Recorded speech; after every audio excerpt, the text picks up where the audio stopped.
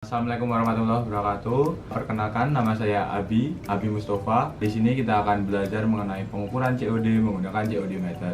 Nah, sebelum kita mulai pengukuran, alangkah baiknya kita melakukan pengenalan alat. Yang pertama ada COD meter, kemudian ada rak tabung reaksi, kemudian ada COD reaktor, kemudian ini ada larutan reagen CODB, kemudian ini ada sampel limbah, gelas ukur, dan Aquades.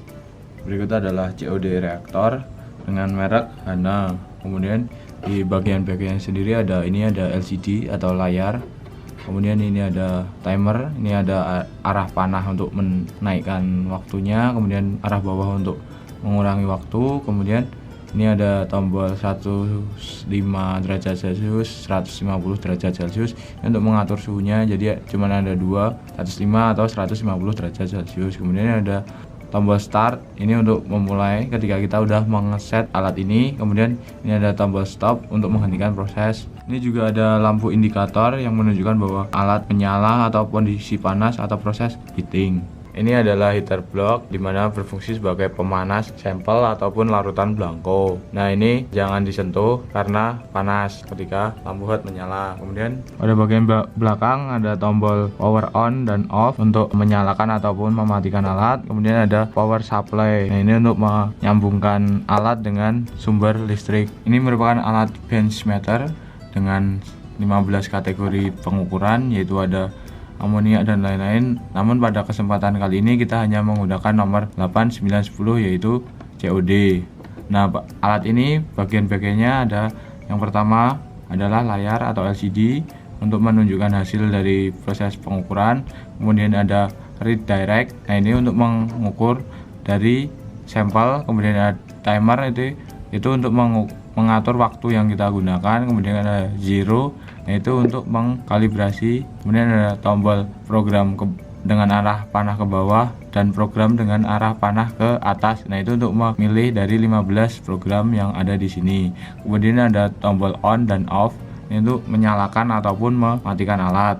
Selanjutnya ada vial holder, yaitu untuk memasukkan larutan sampel ataupun larutan blanko. Pada bagian belakang ini ada power supply yang bisa dihubungkan dengan listrik PLN langsung ataupun menggunakan baterai. Ini baterainya baterai yang kotak itu. Kemudian juga bisa dihubungkan dengan proyektor ataupun laptop secara langsung. Nah, ini ada soketnya. Untuk langkah yang pertama adalah pengukuran sampel, yaitu diambil 10 ml sampel, dimasukkan menggunakan gelas ukur, kemudian kita encerkan dengan Aquades sebanyak 100 ml. Nah, sekarang kita udah punya larutan limbah yang udah diencerkan dengan air sebanyak 100 ml. Setelah itu kita ambil 0,2 ml sampel menggunakan pipet khusus ini. Ini bawaan dari alat nih COD nya sendiri. Kemudian kita ambil.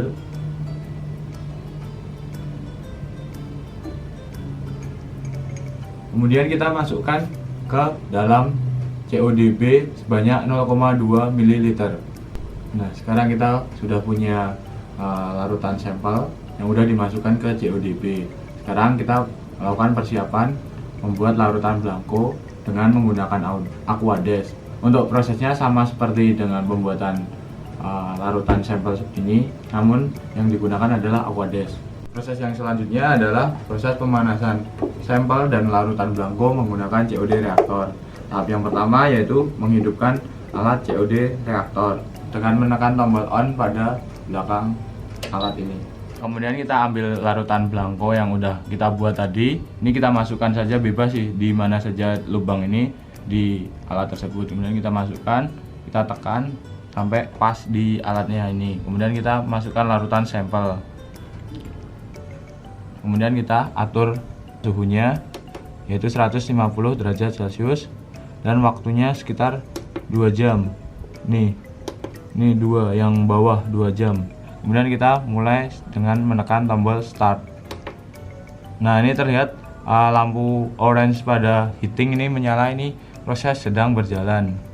Ketika proses ini suhunya akan selalu naik sampai menuju 150 derajat Celcius. Kemudian setelah mencapai 150 derajat Celcius, suhu akan naik turun sekitar 0,5 derajat Celcius sebagai pengkondisian dengan lingkungan. Setelah itu kita tunggu sekitar 2 jam sesuai waktu yang kita gunakan. Kemudian setelah itu kita tekan tombol stop untuk menghentikan proses dan kita ambil sampel, ditaruh di rak tabung reaksi untuk proses pendinginan.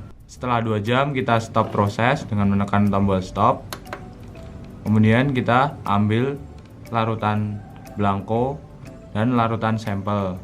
Kemudian ditaruh di rak tabung reaksi. Setelah pemanasan, nanti sampel akan berubah warnanya berdasarkan kandungan COD pada sampel tersebut. Kemudian untuk sampel yang memiliki kadar rendah itu termasuk dalam low range. Jadi nanti tidak perubahan warnanya menjadi merah. Kemudian untuk yang kategori kedua yaitu adalah medium range. Ini nanti sampel yang setelah dipanasi akan berubah menjadi warnanya putih. Sedangkan untuk sampel yang ketiga atau high range itu merupakan sampel dengan kandungan COD paling tinggi. Nanti perubahannya akan berubah menjadi hijau seperti ini. Nah, ini merupakan sampel dengan rentang high range. Sampel dan larutan blanko kemudian kita dinginkan kurang lebih setengah jam atau mendekati dengan suhu ruang. Sampel yang sudah dingin selanjutnya kita ukur menggunakan COD meter, yaitu dengan menekan tombol on pada bagian berikut. Nah, ini menunjukkan bahwa COD meter sudah menyala. Kita tunggu sampai muncul garis putus-putus. Nah, seperti ini sudah bisa digunakan.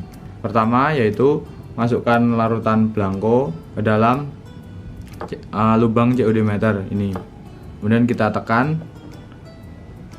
Nah, sampai mentok. Namun hati-hati jangan sampai pecah. Kemudian kita tekan tombol zero. Nah, ini fungsinya sebagai kalibrasi proses dari COD meter. Dan kita tekan tombol zero. Nah, ini proses pengukuran sedang berjalan. Kita tunggu sekitar 3-5 menit, nanti akan muncul hasilnya. Jadi nanti ketika pengukuran larutan blanko udah selesai, di layar akan menunjukkan angka 0,0. Nah, itu menunjukkan bahwa alat sudah dikalibrasi. Kemudian kita angkat larutan blanko, kemudian kita ganti dengan larutan sampel. Masukkan saja. Ya. Kemudian kita tekan read direct. Ini untuk membaca dari COD sampel. Kemudian kita tunggu sampai proses selesai. Kemudian kita lihat berapa kadar dari COD sampel. Demikian pengukuran COD menggunakan HANA instrumen. Untuk lebih jelasnya atau pertanyaan bisa ditanyakan kepada teknisi ataupun asisten limbah. Terima kasih.